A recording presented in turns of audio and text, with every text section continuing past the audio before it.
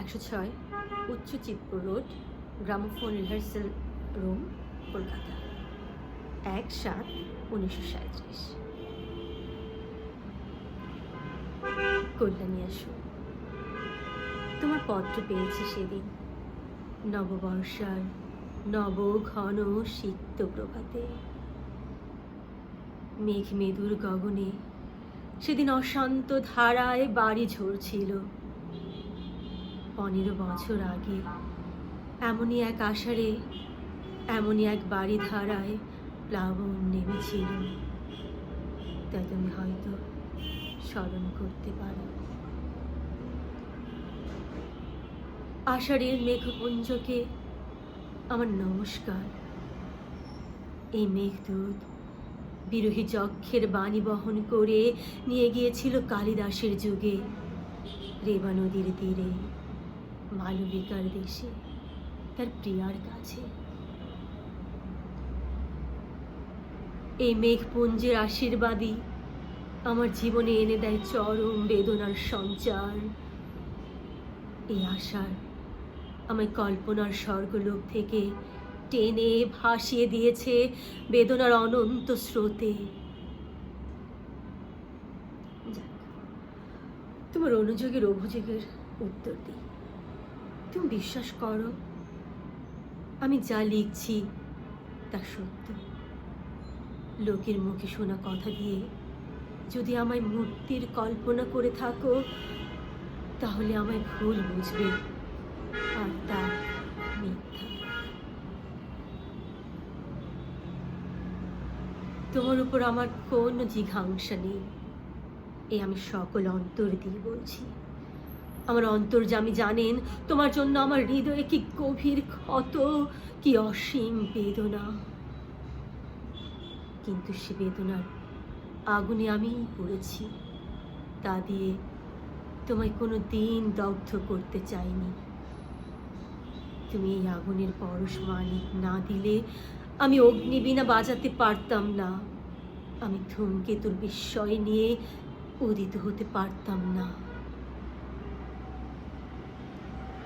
তোমার যে কল্যাণ রূপ আমি আমার কিশোর বয়সে প্রথম দেখেছিলাম, সে রূপকে আমার জীবনের সর্বপ্রথম ভালোবাসার অঞ্জলি দিয়েছিলাম। সে রূপ আজও স্বর্গের পারিজাত মন্দারের মতো চির অম্লান হয়েই আছে আমার পক্ষে। অন্তরের সে আগুন বাইরের সে ফুলহারকে স্পর্শ করতে পারেনি। তুমি ভুলে যেও না, আমি কবি। আমি আঘাত করলেও ফুল দিয়ে আঘাত করি। অসুন্দর কুৎসিতের সাধনা আমার নয়, আমার আঘাত বর্বরের, কাপুরুষের। আমার আঘাত বর্বরের, কাপুরুষের আঘাতের মতো নিষ্ঠুর নয়। আমার অন্তর্যামী জানেন, তুমি কি জানো বা শুনেছ জানি না, তোমার বিরুদ্ধে আজ আমার কোনো অনুযোগ নেই, অভিযোগ নেই, দাবিও নেই। তোমার আজিকার রূপ কি জানি না, আমি জানি তোমার সেই কিশোরী মূর্তিকে, যাকে দেবী মূর্তির মতো আমার হৃদয় বেদিতে অনন্ত প্রেম, অনন্ত শ্রদ্ধার সঙ্গে প্রতিষ্ঠা করতে চেয়েছিলাম। সেদিনের তুমি সে বেদি গ্রহণ করলে না। পাষাণ বেদির মতোই তুমি বেছে নিলে বেদনার বেদি পাঠ। জীবনভর সেখানেই চলছে আমার পূজা আরতি।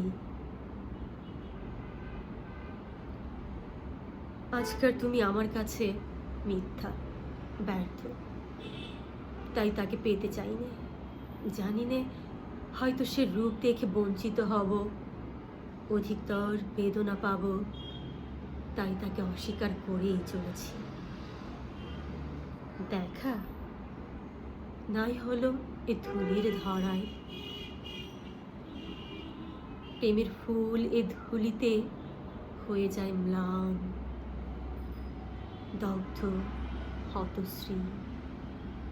তুমি যদি সত্যিই আমায় ভালোবাসো, আমাকে চাও, এখান থেকেই আমাকে পাবে। লাইলি মজনুকে পাইনি, শিরি ফরহাদকে পাইনি, তবু তাদের মতো করে কেউ কারো প্রিয়তমাকে পায়নি। আত্মহত্যা মহাপাপ। এ অতি পুরাতন কথা হলেও প্রেম সত্য, আত্মা অবিনশ্বর। আত্মাকে কেউ হত্যা করতে পারে না। প্রেমের সোনার কঠিন স্পর্শ যদি পেয়ে থাকো, তাহলে তোমার মতো ভাগ্যবতী আর কে আছে? তারই মায়ার স্পর্শে তোমার সকল কিছু আলোয় আলোকময় হয়ে উঠবে। দুঃখ নিয়ে এক ঘর থেকে অন্য ঘরে গেলেই সে দুঃখের অবসান হয় না। মানুষ ইচ্ছা করলে সাধনা দিয়ে, তপস্যা দিয়ে ভুলকে ফুল রূপে ফুটিয়ে তুলতে পারে। যদি কোনো ভুল করে থাকো জীবনে, এই জীবনেই তাকে সংশোধন করতে হবে। তবেই পাবে আনন্দ মুক্তি, তবেই হবে সর্বদুঃখের অবসান। নিজেকে উন্নত করতে চেষ্টা করো, স্বয়ং বিধাতা তোমার সহায় হবেন। আমি সংসার করছি, তবু চলে গেছি এই সংসারের বাধাকে অতিক্রম করে ঊর্ধ্বলোকে, যেখানে গেলে পৃথিবীর সকল অপূর্ণতা, সকল অপরাধ ক্ষমা সুন্দর চোখে পরম মনোহর মূর্তিতে দেখা যায়। হঠাৎ মনে পড়ে গেল 15 বছর আগের কথা। তোমার জ্বর হয়েছিল। বহু সাধনার পর আমার তৃষিত দুটি কর তোমার শুভ্র ললাট স্পর্শ করতে পেরেছিল। তোমার তপ্ত ললাটের স্পর্শ যেন আজও অনুভব করতে পারি। তুমি কি চেয়ে দেখেছিলে? আমার চোখে ছিল জল, হাতে সেবা করার আকুল স্পৃহা। অন্তরে শ্রী বিধাতার চরণে তোমার আরোগ্য লাভের জন্য করুণ মিনতি। মনে হয় কালকের কথা।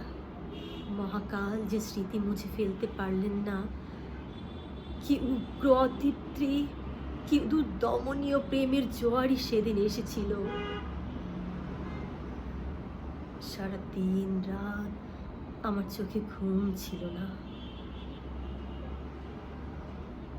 যাক, আজ চলেছি জীবনের অস্তমান দিনের শেষে রশ্মি ধরে ভাটার স্রোতে। তোমার ক্ষমতা নেই সে পথ থেকে ফেরানোর, আর তার চেষ্টা করো না। তোমাকে লেখা এই আমার প্রথম ও শেষ চিঠি হোক। যেখানেই থাকি, বিশ্বাস করো আমার অক্ষয় আশীর্বাদ কবচ তোমায় ঘিরে থাকবে। তুমি সুখী হও, শান্তি পাও, এই প্রার্থনা। আমায় যত মন্দ বলে, বিশ্বাস করো আমি তত মন্দ নই। এই আমার শেষ কৈফিয়ত। ইতি নিত্য শুভার্থী নজরুল ইসলাম।